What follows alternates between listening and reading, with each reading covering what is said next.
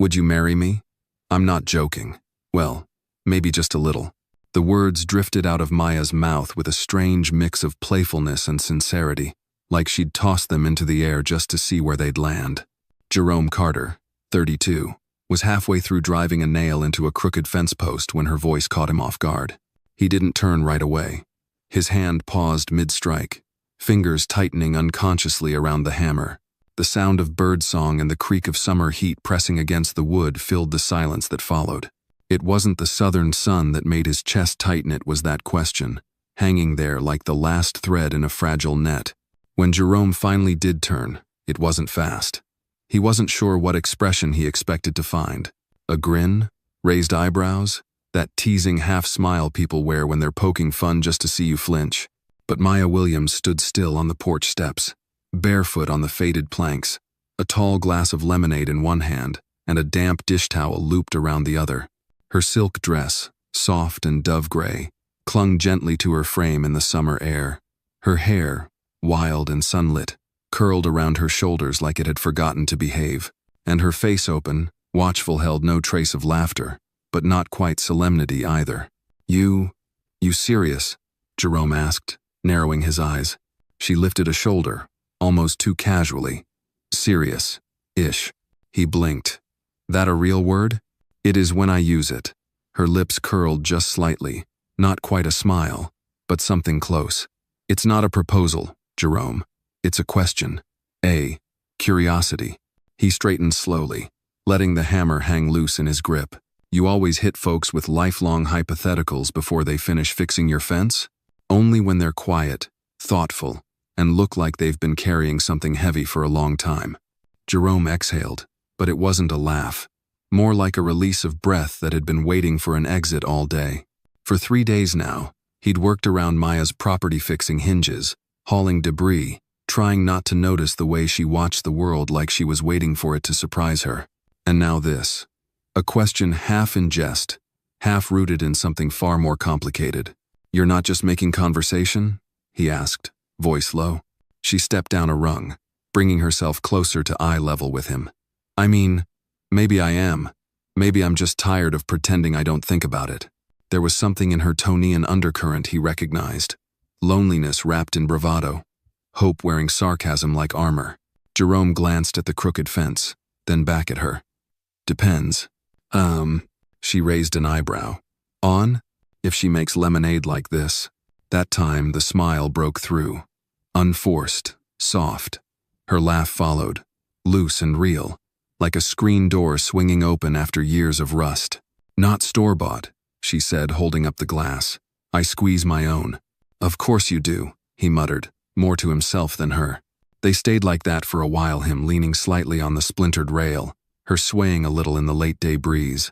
Nothing urgent, nothing defined, just the strange peace of two people pausing in the middle of something unfinished.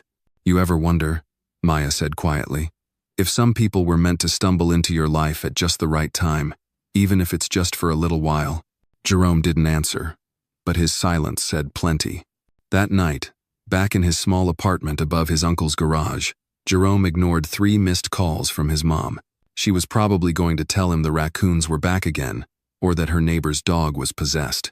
Instead, he sat at the kitchen table, staring at the condensation running down the side of a plastic cup and replaying that voice in his head. "Would you marry me? I'm not joking." "Well, maybe just a little." He smiled, despite himself. It was supposed to be just a job, a fence, a couple of loose boards, but somehow, it felt like something else had started to come together, something that couldn't be measured in nails or lumber. Something soft, and a little bit dangerous. The next morning, Jerome arrived earlier than usual, not because the job demanded it, but because he hadn't stopped thinking about Maya's question all night. He told himself it was the heat, or the noise from the garage downstairs, or the fact that he'd skipped dinner, but the truth was heavier than that. It had nothing to do with fences. It had everything to do with the way she'd looked at him when she asked. As he pulled into her driveway, he saw her crouched in the garden near the lemon tree, still small, still defiant against the dry earth. She was wearing denim overalls this time, her curls tied up in a loose knot that somehow made her seem even younger. A small speaker played Ella Fitzgerald softly from the windowsill. Next to her, a sprinkler spun lazily in the air, soaking her arm as she reached into the soil. She looked up and smiled. "You're early." Jerome climbed out of the truck, brushing crumbs off his t-shirt. Didn't want to waste the cool hours. Fence posts gotta set before the sun cooks it. "Or maybe," she said, standing, "you wanted to see if I'd ask you to marry me again." He chuckled under his breath, shaking his head. "Depends on if there's mint tea involved." She disappeared into the house and re-emerged with 2 mason jars of cold mint tea, condensation clinging to the sides. "You strike me as a man who doesn't like sugar in his tea." Jerome took a sip. "I like the kind that doesn't come with conditions." Maya grinned, then nodded toward the fence. "Go on, then. Make that thing stand proud." He walked to the side yard and began where he left off, pulling new boards from the back of the truck. From the corner of his eye, he saw her sitting on the porch swing, legs tucked beneath her, a notebook in her lap. Occasionally she'd hum along to the music, sometimes just stare out into nothing. By mid-morning, the sun started to press down harder. Jerome peeled off his work shirt, revealing a plain white tee beneath, damp from the effort. Maya brought out a fan and placed it by the porch rail, plugging it into a long extension cord. "I feel guilty just sitting here," she said. "You've earned it," Jerome replied. "Single mom, full-time worker, emotional philosopher, resume full. Don't forget tea alchemist." "That too," he said with a smile. Suddenly, a sharp chirp came from her phone. Maya glanced at it and groaned. "My babysitter canceled, which means I have exactly 40 minutes to figure out who's going to keep my 6-year-old from eating toothpaste while I'm at the library tonight." "You work at the library?" 3 nights a week. Not glamorous, but it pays the bills and gives me an excuse to hoard used books. Sounds like a good excuse to me. She sighed and leaned against the porch column. "Do you ever feel like you're holding too many pieces together with one hand, hoping nobody notices you're out of glue?" Jerome nodded. "All the time, especially when the glue is a borrowed wrench and a $20 socket set." Maya tilted her head, considering him. "You talk like a man who's lived 3 lives already." "Maybe I have," he said quietly, returning his focus to the fence. They didn't speak again for a while. The hammering filled the space between them, steady and comforting. Every so often, he'd catch her watching him, nothing intense, just curious, like she was trying to read a book with half the pages torn out. Near noon, the sky thickened with clouds and the smell of hot rain.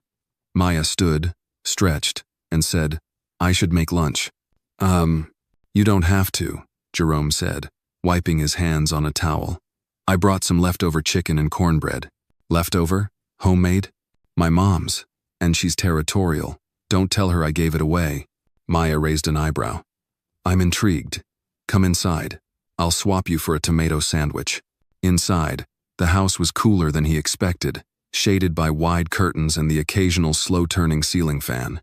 It smelled like lemon peel, wood polish, and something faintly floral.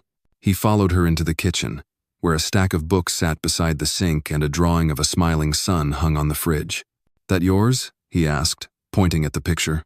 "No," she said with mock seriousness. "It's my roommate's. He's 6, also into trucks and making sure the peanut butter touches both sides of the bread. I like him already." As they sat at the kitchen table, Maya poured sweet tea into chipped mugs and passed him a sandwich. Jerome placed the Tupperware container of chicken between them. They ate quietly at first, the silence not uncomfortable but thoughtful. If you've ever shared a quiet moment with someone that said more than words ever could, tap like to let Maya know she's not alone. And drop a comment telling us where you're watching from. Who knows? Someone nearby might be watching too. Finally, Maya set down her sandwich and asked, "What happened to your dream?" Jerome looked up, surprised. "You mentioned once you wanted to build your own house. Porch, dog, rocking chair. What stopped you?" He hesitated. "Life. Bills. A woman who didn't believe a man with calloused hands and big ideas could also be stable." "She told you that?" "She didn't have to." Maya looked at him then, not through him, not past him, but right at him. "Well, for the record, I like calloused hands and big ideas." He looked away, trying to smile. "That a proposal?" She leaned back in her chair, sipping her tea. "Just a curiosity." Jerome laughed then, the kind that came from somewhere deeper than amusement. She laughed with him, and for a few seconds, the sound filled the house like light. Later, as he packed up his tools, Maya walked him to the truck. "Thanks for lunch," he said, hoisting the toolbox into the bed. "Thanks for not running away after yesterday's question." He paused, leaning against the door, still thinking about it. Maya crossed her arms, not teasing this time. "Good. I meant it, even if I said it like I didn't." He nodded slowly. "Yeah, I figured that out last night." She smiled, and for a moment, Jerome thought about what his mother would say if he brought home a woman who wore silk dresses barefoot and made lemonade like it was a language. As he turned to leave, Maya called out, "Jerome?" He glanced back. "I hope you fix more than fences." He didn't answer, just gave a slight nod, started the engine, and pulled away carrying with him the ghost of a question that wouldn't go away. Not yet, not ever. Jerome returned on Saturday morning. The air was thick with late summer humidity, the kind that made your shirt stick to your back before noon. As he stepped out of the truck, toolbox in one hand and a thermos of coffee in the other, something felt off. Maya wasn't on the porch like she usually was. The swing sat still. No music floated from the windows. The front door was closed, blinds drawn. He paused, one foot on the first step, uncertain if he should knock or wait. Then he noticed it. An envelope, beige and weathered, sticking awkwardly out of the mailbox. It didn't have a stamp, no return address, just her name, Maya Williams, typed in capital letters. Jerome felt his chest tighten. He pulled it out gently, looked around the quiet street, then knocked twice on the door. It opened slowly. Maya stood there in a t-shirt and loose flannel pajama pants, her hair a mess, eyes puffy like she hadn't slept. She blinked at him. "You okay?" he asked, holding up the envelope. "Found this." Her gaze dropped. She didn't move for a moment. Then she stepped aside wordlessly, letting him in. The living room was dim, blinds pulled tight. Toys were scattered across the floor, plastic dinosaurs, crayons, a half-built Lego city on the coffee table. Her son must have still been asleep. Jerome sat down on the edge of the couch, the envelope still in his hand. "Want me to open it?" he asked softly. She nodded. He peeled it open carefully, like something inside might break. There was one pagetityped, unsigned. "Some people forget how things used to be. Neighbors notice. Watch your step." That was it. Jerome read it twice, then folded it slowly. His jaw tightened. "Who would send this?" he asked. Maya sank into the armchair across from him, pulling her knees to her chest. "I don't know. But it was in the box this morning. I went out to water the lemon tree and saw it." Jerome looked toward the window. "This neighborhood always this nosy? It's a town that likes its own kind," she said flatly. "Single mothers, black men in white neighborhoods. People notice." He leaned forward, elbows on his knees. "You think it's about me?" "It's not just about you," she said. "It's about what people assume when they see you and me, and maybe a little boy with curly hair who looks like no one else on this street." Silence stretched between them, heavier than before. Outside, a lawnmower started up down the block. A dog barked somewhere behind the fence. Life went on blind to the weight pressing into their lungs. "I can talk to someone," Jerome offered. "I've got a cousin in city council. Maybe it's a pattern." Maya shook her head. "No proof, no signature, just enough to make me second-guess everything." Jerome stood, pacing slowly. "It's meant to scare you." She looked up. "It worked." He stopped. "Then we scare back." Maya tilted her head. "How?" "By not going anywhere. By finishing this fence. By playing music too loud and letting your boy draw sidewalk chalk all the way down the driveway." Her mouth quirked up, tired but genuine. "That'll show them." He walked over and crouched beside her. "You told me to fix more than fences. Maybe this is part of it." She looked into his eyes for a long time. Then she nodded. Later that morning, Jerome was back out front, sleeves rolled up, laying down the final boards along the west side. Each hammer stroke echoed sharper than usual. Each nail felt like a stake driven into the earth, a small declaration that they weren't going anywhere. Maya came out an hour later, dressed now in jeans and a pale yellow blouse, hair tied back. She carried 2 cups of mint tea and handed one to him without a word. They stood together, looking at the nearly finished fence. "It's stronger than it looks," he said. "So am I," she replied quietly. Just then, from across the street, An elderly woman in a floral housecoat appeared on her porch with binoculars in hand. Maya gave a dry laugh. That's Mrs. Prentice. She thinks I'm harboring gang members and unlicensed succulents. Jerome smirked. Should I wave? Please do. And he lifted his hand in a slow, exaggerated wave. Mrs. Prentice lowered the binoculars just slightly, then turned and disappeared back inside. That's progress, Maya said.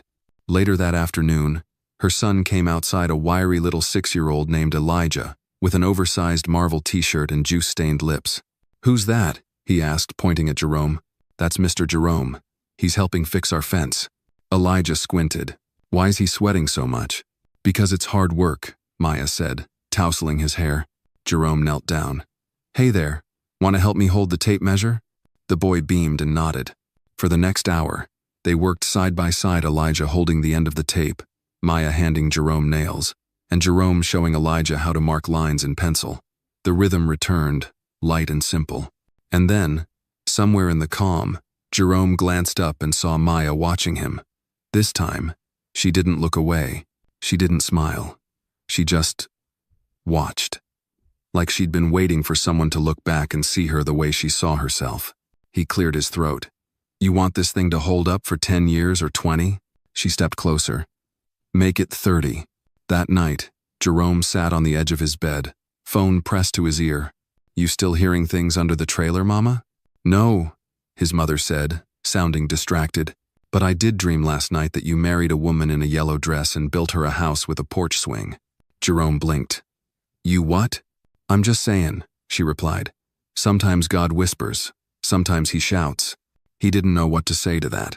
As he hung up and turned out the light, he thought again about the envelope, the fence, the little boy, the tea, and the way Maya's eyes didn't flinch even when the world pushed hard against her. There was more to fix here than wood, and he wasn't going anywhere. It happened sometime after midnight. Maya was the first to notice. She'd gone out early, still in her robe, mug of black coffee in hand, to check on the garden. Jerome had finished the fence the day before, and she was planning to plant some lavender under the freshly set post near the corner. She never made it that far. The scream was sharp enough to pull Jerome out of half-sleep and straight into his boots. He crossed the street in seconds, his heart pounding harder than his footsteps on the pavement.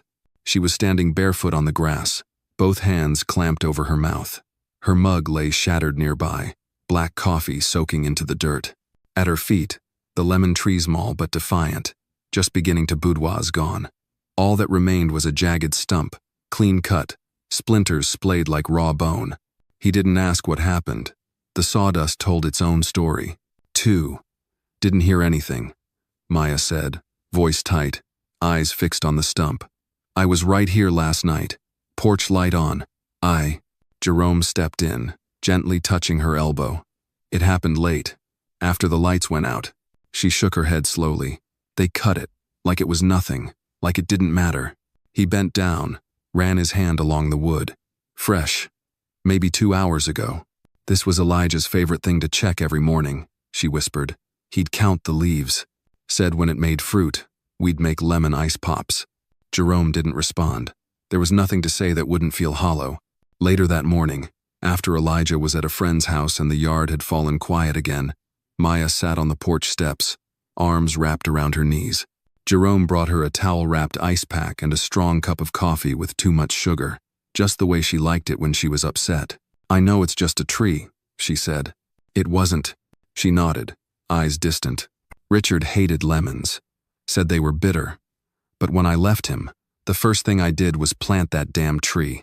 Took 3 years to grow roots, 2 years to sprout anything. Then last week, it finally gave me one bloom. Just one. I felt like it was a sign. You know? Like maybe I was allowed to start again.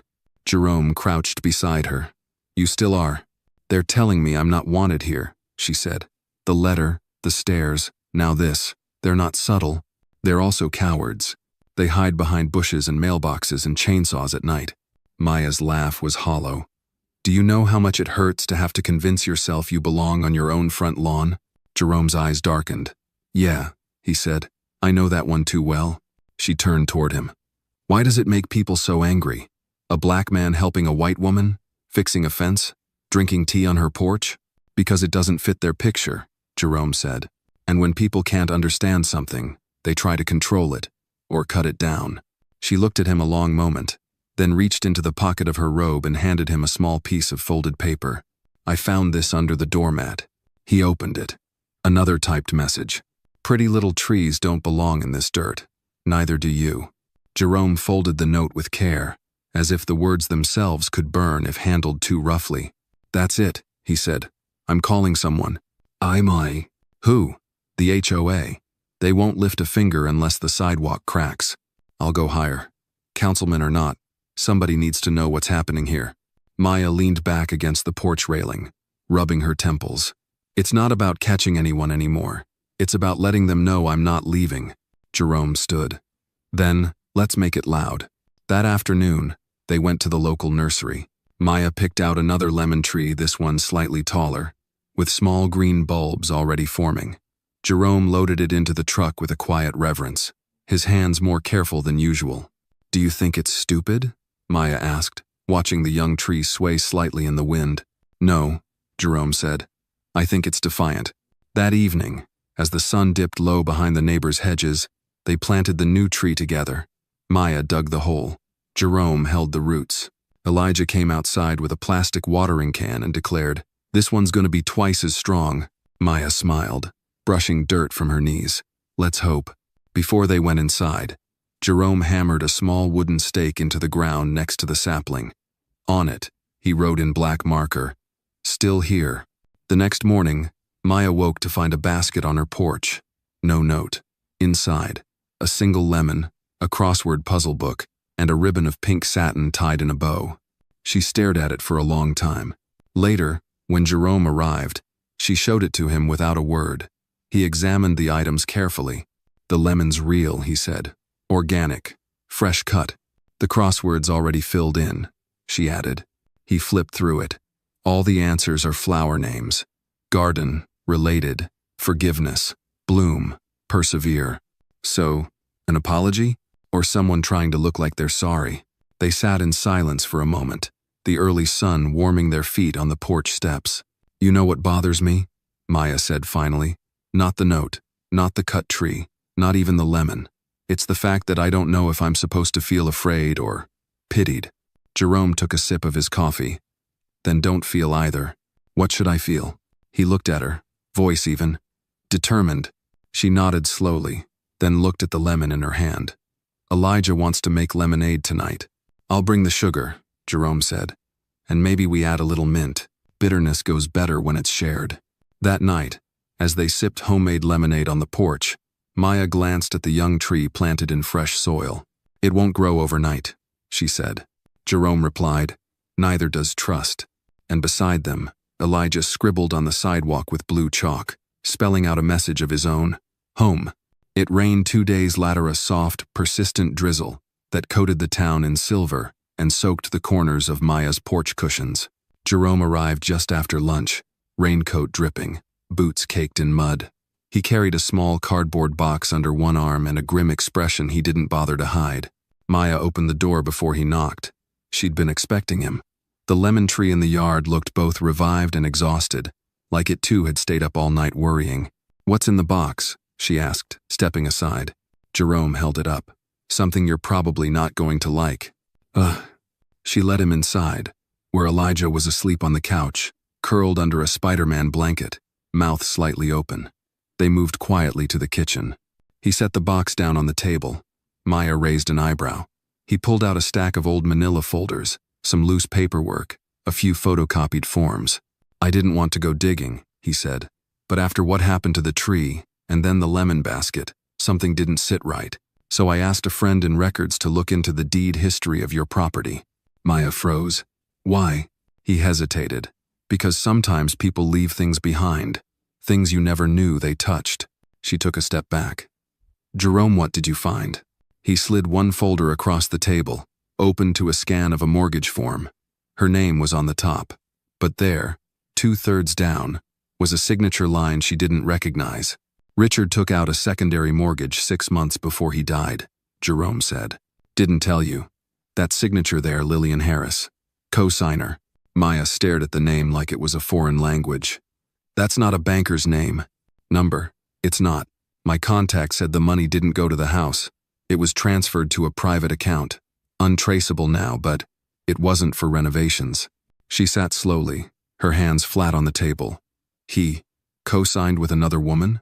Jerome lowered his eyes. It looks that way. Silence pooled in the kitchen like water on tile. I don't understand, she whispered. We were already falling apart. He was bitter, cold. But I thought I had the house, that if nothing else, this place was mine. It still is, Jerome said gently. Number, no, it's not. It's built on secrets, on money that wasn't ours. I didn't just lose a tree, Jerome. I lost the idea that I knew the man I buried. Jerome reached across the table, but she pulled away. I need a minute, she said. Please. He nodded and left without a word, the box still sitting on the table like a weight that couldn't be moved yet. That night, Maya stood in the kitchen long after Elijah had gone to bed. She held the mortgage form like it might answer her questions if she looked long enough. The kitchen light flickered. The clock ticked too loud. Outside, the lemon tree stood in the rain, unbothered by any of it. She picked up her phone and called Florence, the retired music teacher who lived 2 streets over, and made a point of inserting herself into other people's problems with unapologetic passion. Do you believe in burning things? Maya asked. There was a pause. You mean symbolically or with accelerant? I'm serious. So am I. The next afternoon, Florence arrived with Tupperware full of divorce soup, a spicy lentil recipe she swore could purge memories, and a Ziploc bag filled with tea candles. She set them on the kitchen counter like a battle kit. Jerome came by just before sunset. He found Maya in the backyard, wearing gardening gloves, holding a box of Richard's old journals and receipts. She didn't look up as he approached. I'm not doing this to be petty, she said. I just want it out of me. All of it. I understand. You don't have to stay. I know, he said. And he stayed anyway. They built a small fire pit in the corner of the yard, away from the lemon tree. Florence lit the first page. Maya dropped in a letter she'd once written but never mailed. Jerome added a photo of an unfinished deck Richard had promised to build and never started. The flames caught quickly. The wind shifted. Ash rose like exhausted memories. Maya didn't cry. She didn't speak. Later, as the last ember dimmed, she turned to Jerome. Why do you care this much? He didn't answer right away. Then, because I've watched too many good things rot because no one cared enough to stay. She met his eyes. What if I don't know how to move on from this? He stepped closer, voice steady. You don't move on. You grow around it. They stood quietly for a while, the night warm and full of ghostlight. The lemon tree behind them held firm, its leaves gleaming under the porch lamp. That same night, someone knocked on the door. A woman late 40s, tailored blazer, eyes sharp as brass tacks. She introduced herself as Kendra Shaw, estate lawyer. Maya blinked. I already signed probate papers years ago. Kendra gave a polite, unreadable smile. It's not about probate. It's about the secondary mortgage. I've been assigned to resolve the remaining claims on this property. There may be legal obstacles ahead. Maya stood frozen. Jerome appeared behind her, shirt damp from the evening heat. What kind of obstacles? He asked. Kendra paused. The co-signer has recently come forward. She may contest ownership. Lillian, Maya said quietly. Yes, Kendra confirmed. There's also a clause in the mortgage Richard signed about future ownership if the house is sold or defaulted. You'll want to consult someone about that. The porch suddenly felt small, tighter, the air heavier. Is she here? Maya asked. No, Kendra replied. But she's coming. When the lawyer left, Maya didn't go inside. She sat on the top step, arms wrapped around herself, jaw tight. Jerome sat beside her, close, but not touching. You don't have to face this alone, he said. Maya stared into the street. Funny, that's exactly how I feel. He didn't argue. He just sat there, as the night deepened, and the silence returned. But this time, it didn't feel so hollow. The next few days passed like a slow bruise. Maya didn't talk much. She went through the motions preparing Elijah's lunch, answering calls at the library, watering the lemon tree, but she moved as if her spirit had pulled back into itself. Jerome saw it in the way she left her tea half drunk, the way she folded laundry twice before putting it away. It was the kind of silence that doesn't want comfort. It wants answers. Then Florence got involved. Jerome had warned her weeks ago that Florence was a meddler, the kind of woman who wore pearls while gardening, and had a laminated list of HOA members she didn't trust. When she found out about the second mortgage and the mysterious woman named Lillian, she declared loudly, and with theatrical flair, "We are not letting this woman be bullied in her own damn home." 3 hours later, there were printed flyers on every mailbox on Maple Hollow Lane, inviting any concerned or nosy party to what she called a truth circle. Time, Saturday at 6 p.m. Place, Maya's backyard. Dress code, casual honesty. Maya wanted to cancel it. "This is insane," she said to Jerome. "What am I going to do, stand in my yard and ask my neighbors if they've been sneaking around with garden shears and mortgage paperwork?" "Yes," Florence said from the kitchen table, sipping lemon water. "With snacks." Jerome didn't protest. He just offered to bring folding chairs and make his famous peach cobbler, which no one had actually tasted but everyone assumed was excellent. Saturday came with dry skies and too much wind. By 5:45, the backyard was full of mismatched lawn furniture, citronella candles, and the kind of awkward small talk that only blooms when people pretend they're not here for drama. Florence wore a silk kimono and a Bluetooth speaker hanging from her neck, playing smooth jazz. Carla, Maya's yoga instructor neighbor with a whispery voice and opinions about everything, brought gluten-free brownies no one touched. Jerome arrived last, carrying the cobbler and a small potted bonsai tree. "For the center," he said, placing it in the middle of the circle. "Something to stare at when things get uncomfortable." Maya raised an eyebrow. "Symbolic much?" "Maybe. But it's hard to lie when there's something living between you." People trickled in. Some came out of curiosity, others with a hint of guilt wrapped in polite concern. There was old Mrs. Prentice with her binoculars tucked in her purse, Darren from House 212, who had a permanent scowl and the posture of a man who'd rather be anywhere else. Even Elijah peeked through the screen door, fascinated by the gathering. Florence clapped twice. "Let's begin." The circle introduced themselves, some with real warmth, others with passive-aggressive smiles. Then Florence asked the question, "Does anyone know who left the letter, or who cut the lemon tree?" Silence. Jerome watched faces, the shuffle of shoes, the way Darren crossed his arms too fast, the nervous glance between Carla and a woman named Becca from the next block. Finally, Darren spoke. "All right, fine. I went into her yard." Everyone turned, "But not to cut anything," he added quickly. "Richard told me before he died that I could take a clipping from the tree for my horticulture blog. I'd been checking on it quietly for weeks, never touched it after it sprouted." Maya's voice was calm. "Why not just ask me?" He looked at the ground. "Didn't think you'd say yes. And honestly, I liked talking to Richard. We shared a lot more than most people knew." Florence leaned in. "Do you know Lillian Harris?" Darren looked up sharply. "The name sounds familiar. I think she was one of Richard's retreat friends. He used to mention her when they did that writer's workshop in Asheville." That caught Maya's attention. "Wait, Asheville?" He said that was a solo trip. "Not to me," Darren said. "He said Lillian helped him rediscover his voice. Thought you knew." Maya blinked, then laughed once, without joy. "Number I didn't." The circle sat in weighted silence. The bonsai in the middle seemed to grow heavier. Then Carla cleared her throat. "I didn't send the letters, Maya, but I knew someone did." Maya turned. "Who?" "My sister. She visits sometimes. She's old school, judgy. She saw Jerome over a few times and assumed things. I told her to leave it alone, but I didn't know she actually wrote something." Jerome folded his arms, but his voice stayed calm. "So she just, what? Took it upon herself to decide we were doing something wrong?" Carla flushed. "She believes things should look a certain way." Maya's voice was sharp now. "Well, they don't, and they never have." The silence that followed wasn't heavy this time, it was clean, like the air after a thunderstorm. Eventually, people began standing, muttering goodbyes. Florence handed out Tupperware. Carla apologized again. Darren avoided eye contact. But Maya? She stood taller. After the last guest left, she and Jerome sat by the porch steps, the bonsai between them. "Well," she said, "that wasn't entirely useless." Jerome smiled faintly. "You okay?" No, she said, but I feel less alone in it. He nodded. That's a start.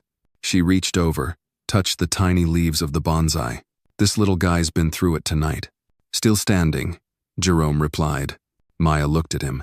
Do you think people like us, people with scars and weird pasts and complicated families, do you think we actually get to start over? I don't think it's about starting over, he said. It's about building again, even if the ground's uneven. She nodded, then looked up at the night sky, soft and speckled with stars.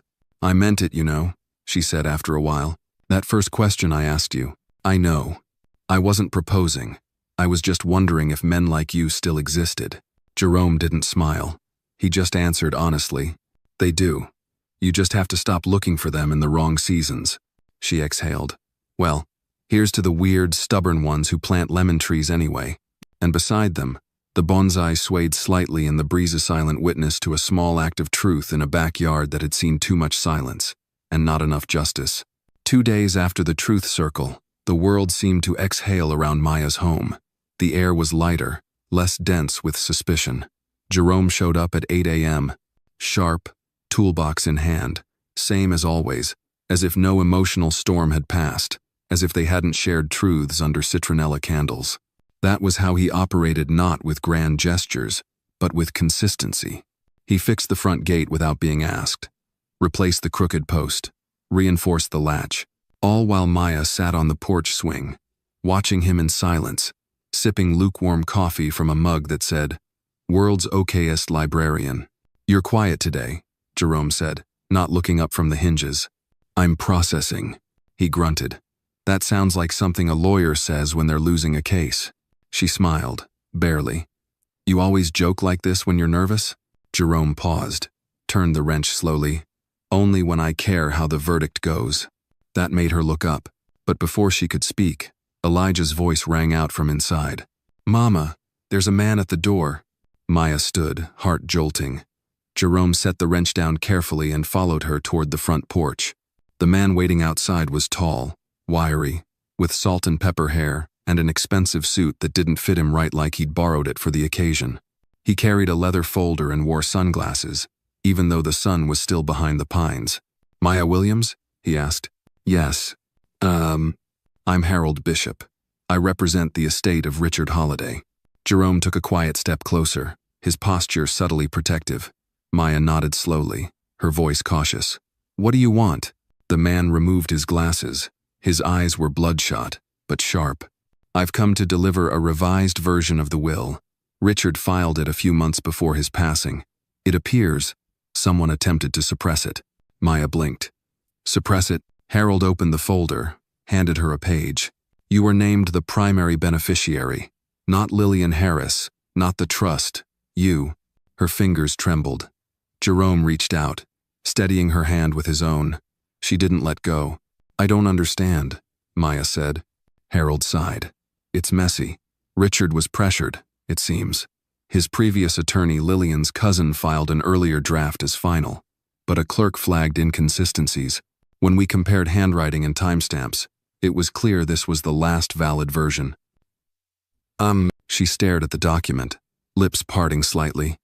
Why didn't anyone tell me sooner? Because they didn't want you to know. Maya's breath caught. She didn't cry, but the air shifted around her like grief had briefly visited again. Harold continued. There will be a formal hearing in 2 weeks, but I'd advise you to retain legal counsel. I can recommend someone. I have someone, Jerome said, quietly but firmly. Harold looked at him, and for a second, some old habit of underestimation flickered in his expression. But he read the silence correctly and backed off. Very well, I'll leave this with you. He handed Maya the rest of the file and turned to leave. But just before he reached the steps, he paused. For what it's worth, he said, I think Richard knew what he was doing. He didn't flinch when he signed it. Then he walked away. Inside, Maya stood by the kitchen table, reading the will again. Jerome leaned against the counter, arms folded, watching her carefully. Are you all right? I don't know yet, she said honestly. He nodded. That's fair. She glanced up. You always do that? Do what? Let me have space to not know. He shrugged. You don't build fences by hammering faster. You build them by checking every post twice. She smiled weakly. You and your metaphors. They work. She turned back to the document. You think this changes anything? It confirms what you already suspected, that you weren't crazy, that someone tried to erase you. That's supposed to make me feel better? No, he said. But it should make you feel right. Later that evening, Maya sat with Elijah on the couch, the boy curled up next to her, unaware of the war quietly unfolding around their lives. She brushed his curls from his forehead, heart aching with the kind of fear only mothers know, the fear of being unprepared when everything finally comes for you. Outside, Jerome was still in the yard, tidying up the last of the fence work. Maya walked out, barefoot, arms crossed against the evening chill. He looked up. Thought you'd turned in. I couldn't sleep. He wiped his hands on a rag. Want some company? She didn't answer, just walked closer and stood beside him in the grass, silence stretching between them. Then she spoke. You know what I hate most? What? That I still hear his voice in my head. Richard's telling me to stay out of things, to be patient. That legal stuff is complicated. I was quiet for so long, Jerome, and now I don't even know who that silence belonged to, or him. Jerome looked at her, face unreadable. Then he said, silence can be a cage, or a weapon, depends on who's holding the key. She met his eyes. And you? What do you hold? Hope, he said simply. Hope that people like you stop questioning whether they deserve the truth. She inhaled, slowly, then did something unexpected. She stepped forward and placed her hand flat on his chest, right above his heart. It's loud in there, she said. He placed his hand gently over hers. Only when you're around. And in the quiet that followed, no one moved to fill it with jokes or distractions. They just stood there, two souls who had nothing left to explain, and everything still to risk. Above them, the wind stirred the lemon tree again, the same tree someone once tried to destroy. It stood, crooked but alive, bearing witness, just like them. Do you think he regretted it? She asked. Jerome didn't rush to answer. He stared out the window for a moment before saying, I think he knew he had to do something. Doesn't mean he stopped being who he was. She nodded slowly. It's like the guilt came too late. Maybe, Jerome said. But sometimes, late is better than never, especially if it leaves a trail someone else can follow. She glanced up at him, catching the way the sunlight cut across his jawline. You always speak like that? He smirked. Only when I'm trying to sound wiser than I feel. They shared a small laugh, the kind that came not from joy but from mutual weariness. Later that afternoon, Jerome suggested they take a walk. To where? Maya asked. Nowhere. That's the point. So they walked past the edge of her property, past the hollowed-out remains of the old barn that burned down 2 summers ago, into the narrow trail where honeysuckle climbed low fences. They walked in silence, not because they had nothing to say, but because some truths settle better in motion. I used to walk here with Elijah when he was a baby, Maya said. He thought every bird call was a message. Jerome smiled. Maybe he was right. Then she stopped. Up ahead, parked just off the dirt road, was a black SUV, unmarked, windows tinted dark. Do you see that? She whispered. Jerome's body shifted slightly, stepping ahead of her, like a human shield. Stay behind me. He approached the car slowly. Just as he reached it, the driver's window rolled down, revealing a woman in her 60s with sharp cheekbones and a pearl necklace. Jerome Carter, she said, voice dry as bone. Still playing bodyguard? He narrowed his eyes. Lillian. Lillian Harris stepped out of the car, brushing imaginary dust off her skirt. I came to offer Maya a deal. She doesn't want your deal. I haven't even said it yet. She doesn't have to hear it. Lillian turned her attention to Maya, who stood frozen a few feet behind. You're a smart woman. A quiet life is still an option. If you walk away from the hearing, we'll offer you a cash settlement, enough to start fresh, away from this town, away from the mess. You can raise your boy in peace. Maya's jaw clenched. You mean, walk away from the truth? I mean walk away from pain. I've already lived through the pain, Maya replied, voice steady. What I want now is justice. And Lillian's expression didn't shift. Justice is messy. It doesn't care about your rent or your reputation. You'll lose more than you gain. Jerome stepped forward. Get back in your car. Lillian looked at him with something between pity and contempt, still acting like a soldier. But this isn't a war, Jerome. It's business. Then you've never seen what war really looks like, he said quietly. Without another word, she got in the SUV and drove off, dust curling in the air behind her like a warning. That night, Maya sat on her porch long after Elijah had gone to sleep. Jerome was by her side, a blanket over both their legs. She's scared, Maya said. She should be. Do you think I'm doing the right thing? Jerome didn't answer at first. He looked out into the dark yard, past the garden, past the road. Then he said, sometimes the right thing isn't about winning. It's about not letting the wrong thing go unanswered. She leaned her head on his shoulder. That sounds lonely. It is, but you're not alone. The next day, Maya received an envelope by courier. No return address. Inside was a single photograph of her and Jerome sitting on the porch together, arms nearly touching. On the back, scrawled in thin handwriting, was one sentence: "You're making it worse for yourself." Her hands trembled. Jerome read it and immediately said, "We're reporting this."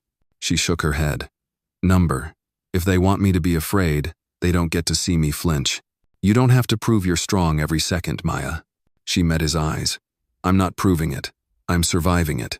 He nodded slowly, then added, "I'll be with you in court. You won't walk in alone." She smiled. It was small, tired, but real. "You really think we'll win?" "No," he said. "I think the truth will win, whether they like it or not."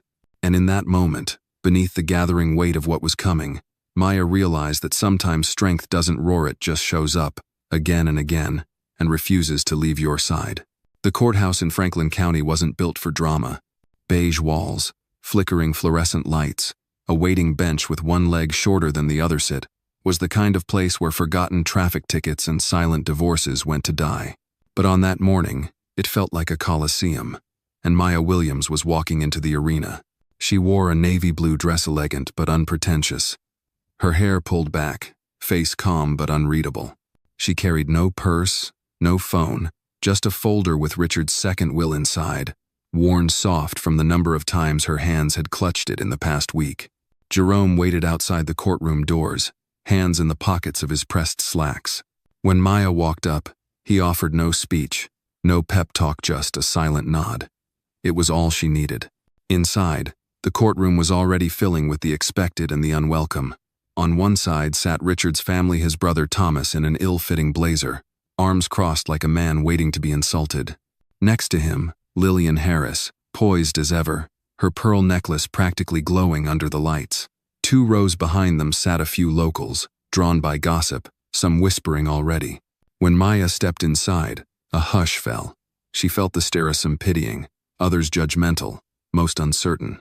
She walked past them all with quiet dignity, taking a seat near the front beside her public interest attorney, Marcus Devlin, a man who wore scuffed shoes and a look that said he knew he was outgunned and didn't care. The judge, a white-haired man named Bernard Wexler, entered promptly. His robe was a little crooked on one side, but his gaze was razor-sharp. "We are here to determine the validity of the revised last will and testament of Mr. Richard Hayes." As opening arguments began, Maya watched Lillian lean into Thomas, whispering something. He gave a smug nod. Lillian's attorney, Robert Fielding, began with confidence. "Your Honor, what we have here is a forgery, a poorly disguised one. My clients, the rightful heirs, contend that the will Miss Williams is presenting is fabricated, a desperate act by a woman who was never more than a temporary fixture in Mr. Hayes's final months." Maya didn't flinch, but her hand gripped the edge of the bench. Devlin stood slowly. "We have testimony from Richard's notary, a voice memo from Richard himself dated 2 weeks before his death, and handwriting analysis from a certified expert. But most importantly, we have motive not from my client, but from those who've spent years hiding Richard's guilt." Whispers broke out in the room. The judge banged his gavel. Throughout the morning, witnesses took the stand. The notary confirmed the signature. The handwriting expert held up charts, comparing loops and strokes. But the turning point came when Devlin pulled out the voice memo. Richard's voice filled the courtroom, tired, raspy, but clear. "I don't expect forgiveness, and I know what I've done can't be erased. But Maya deserves something. A home, a future. Something good to come from the worst of me. Lillian visibly stiffened. Maya's heart pounded in her chest. It wasn't just proof. It was Richard's voice saying, out loud, what no one else had dared to believe. When court recessed for lunch, Maya stepped outside into the courtyard to breathe. Jerome found her by the steps. You're holding up, he said. I'm barely holding on, she replied. He looked at her a long moment. Then let me hold the rest. She didn't respond, but she didn't walk away either. Back inside, it was time for Maya to take the stand. Devlin's questions were straightforward. How she met Richard, how their conversations turned from transactional to emotional, how he slowly began to speak of regrets. Then came Fielding. So, Miss Williams, are we to believe that a man like Richard Hayes, with decades of family legacy, would suddenly decide to leave everything to a woman he barely knew? I didn't ask him to, Maya said evenly. He offered. Because you reminded him of his guilt? No, she said. Because I listened. And because he saw my son sleeping on a fold-out couch one night and said, that boy deserves better. Fielding paced. You never considered that he was vulnerable, confused? That maybe he wasn't of sound mind? She leaned forward slightly. He was more clear-headed than anyone else in that house. Gasps. The judge raised his hand for silence. Fielding smirked. Isn't it convenient that there are no other witnesses? Maya looked up. There is one. At that moment, the courtroom doors opened and in walked a man no one expected. It was Reverend Thomas Clayton, Richard's childhood pastor. He was over 70, with a cane and a voice like weathered oak. I wasn't on the witness list, he said, addressing the judge. But I have something to say. The judge allowed it. Reverend Clayton took the stand and looked directly at Lillian. 2 months before Richard passed, he came to me, confessed that the inheritance he planned was wrong, said the only person who'd ever really seen him not as a businessman or as a brother but as a broken man was Maya. Silence. I counseled him to make it right. I witnessed him seal the envelope with the new will. I blessed it. Lillian's mouth tightened, her fingers curled inward. When the final statements were read, Judge Wexler took his time. Then finally, the court recognizes the revised will as valid. Maya Williams is the sole legal heir to the estate of Richard Hayes. Maya closed her eyes, not out of triumph, but exhaustion. Later that evening, back at home, Elijah ran into her arms as she stepped through the door. He didn't understand court rulings, but he understood his mother's face, and that tonight it was safe to smile. Jerome sat on the porch, watching the sun dip low. Maya joined him, sliding into the chair beside him. You stayed, she said quietly. I told you I would. She was silent a long while. Then, turning toward him, she asked, So, would you marry someone like me? He looked at her, this woman who had been underestimated, cornered, but never broken, and said, Only if she made lemonade like you. She laughed, soft and free, her hand brushing against his, and in the fading light of justice finally done, the fence that once separated them stood quietly in the background whole again.